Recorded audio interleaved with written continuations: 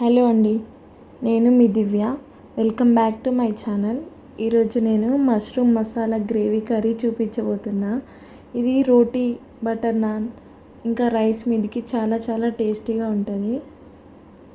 ఒక్కసారి తిన్నారంటే మళ్ళీ మళ్ళీ తినాలనిపిస్తుంది, అంత బాగుంటుంది. ప్రాసెస్ అయితే చూసేద్దాం. ముందుగా బాగా పండిన 3 ఎర్రటి టమాటా తీసుకొని, ఒక అల్లం ముక్క, 3 పచ్చిమిర్చి, 4 వెల్లుల్లి, 2 ఇలాచి, 3 లవంగాలు, కొన్ని మిరియాలు అండ్ పల్లీలు, కొంచెం పెరుగు కూడా వేస్తున్నా. 2 ఎండుమిర్చి వేసి ఫైన్గా మిక్సీ పట్టుకోవాలి. దీంట్లో కొంచెం కూడా పలుకులు ఉండద్దు. పలుకులుంటే కర్రీ అంత టేస్ట్ బాగుండదు. ప్యాన్లో కొంచెం నూనె పోసి ఇందులో మష్రూమ్స్ని ఫ్రై చేసుకుంటున్నా. మష్రూమ్స్ని కట్ చేసే ముందు కొంచెం సాల్ట్ వాటర్లో సోక్ చేస్తే సాఫ్ట్ అయిపోతాయి. ఇలా ఫ్రై చేసుకున్న వాటిని ఒక ప్లేట్లో తీసేసుకుంటున్నా.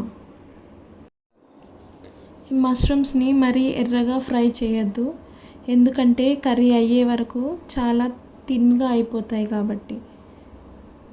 ఫ్రై అయ్యాక పక్కన పెట్టుకొని అదే ప్యాన్లో జీలకర్ర, ఆనియన్స్ వేసి లైట్ గోల్డెన్ కలర్ వచ్చే వరకు ఫ్రై చేసుకుంటున్నా. ఆనియన్స్ ఫ్రై అయ్యాక కొంచెం కారం, గరం మసాలా, కొంచెం ధనియా పౌడర్ వేసి నూనె పైకి వచ్చేంత వరకు కలుపుకోవాలి. ఆయిల్ అంతా పైకి వచ్చాక మిక్సీ పట్టిన టమాటా పేస్ట్ని వేసి 2 మినిట్స్ పాటు ఉడకనివ్వాలి.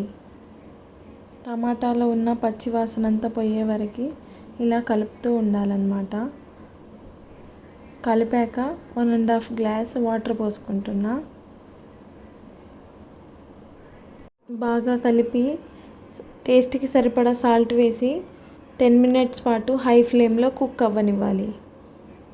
హై ఫ్లేమ్లో కుక్ చేసుకుంటే ఏంటంటే ఈ గ్రేవీ అంతా చిక్కబడిపోతుంది. అప్పుడు కర్రీ టేస్ట్ చాలా చాలా బాగుంటుంది. కర్రీ అంతా చిక్కబడిపోయింది. దీంట్లో మనము ఫ్రై చేసుకున్న మష్రూమ్స్ని వేసి ఆ మసాలా అంతా పట్టేలాగా కలుపుకోవాలన్నమాట. కర్రీ ఆల్మోస్ట్ అయిపోయింది అన్న టైంలో ఒక స్పూన్ నెయ్యి వేసుకుంటే టేస్ట్ చాలా బాగుంటుంది. ఫైనల్గా కొత్తిమీరని కాడలతో సహా వేసుకుంటున్నా. ఉంటే నిమ్మకాయ పిండేసుకుంటే టేస్ట్ కూడా బాగుంటుంది. నా దగ్గర లేదు కాబట్టి స్కిప్ చేస్తున్నా.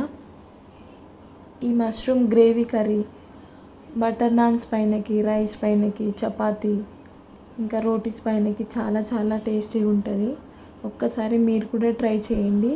దీనికి కాంబినేషన్లో నేను బటర్ నాన్స్ చేస్తున్నా. అన్నీ ఇంట్లో ఉన్న ఇంగ్రీడియంట్స్తో ఇంట్లోనే ప్రిపేర్ చేసుకోవచ్చు.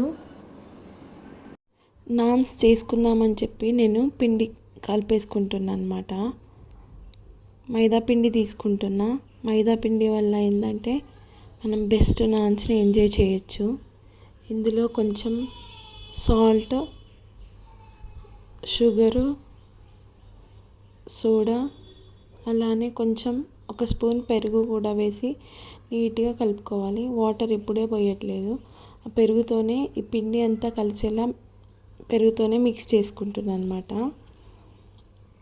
పిండి అంతా ఇలా మెదుపుతూ మిక్స్ చేసుకోవాలి.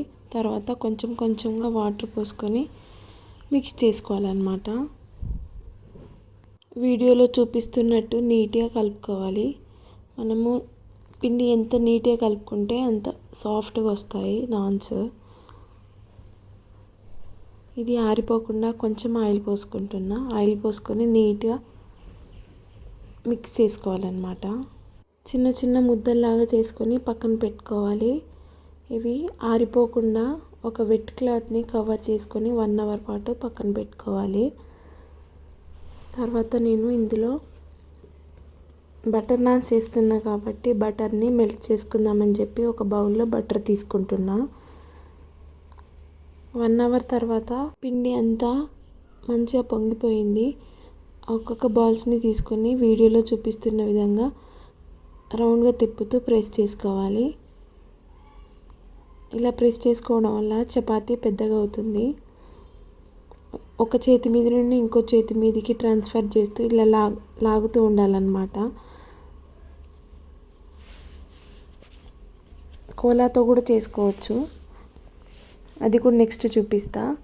వన్ సైడ్ వాటర్ యాడ్ చేసి పెనం పైన వేయడం వల్ల పెనానికి స్టిక్ అయి ఉంటుంది. మనము ఇంకో సైడ్ స్టవ్ పైన కాల్చుకోవాలి కదా, ఇలా పెనంని రివర్స్ చేసి హై ఫ్లేమ్లో వన్ సైడ్ కాల్చుకోవాలి. బయట అయితే కడాయిని బోర్లేసి పెద్ద గ్యాస్ స్టవ్ పైన కాలుస్తారు కదా, నేను ఈజీగా పెనం పైన ఎలా చేసుకోవాలో చూపించాలనుకున్నా. ఇందాక వీడియోలో చూపించిన విధంగా చేయడం రాకపోతే మనము ఈ రోలర్తో కూడా ఇలా ప్రెస్ చేసుకోవచ్చు చపాతీలాగా.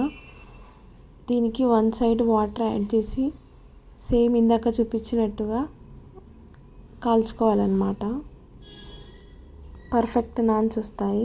నాన్స్ అన్నీ ఇలా కాల్చుకున్నాక మెల్ట్ చేసుకున్న బటర్ని ఒక్కొక్క దానికి ఇలా అప్లై చేస్తూ పక్కన పెట్టుకోవాలి. ఈ నాన్స్ని మష్రూమ్ గ్రేవీ కర్రీతో తింటే చాలా చాలా టేస్ట్ ఉంటుంది. ఒక్కసారి ట్రై చేసి మీకు ఎలా కుదిరిందో కామెంట్ చేయండి. ది బెస్ట్ నాన్స్ ఎంజాయ్ చేయొచ్చు. ఇలాంటి వీడియోస్ కోసం మన ఛానల్ని సబ్స్క్రైబ్ చేసుకోండి. Thank you so much.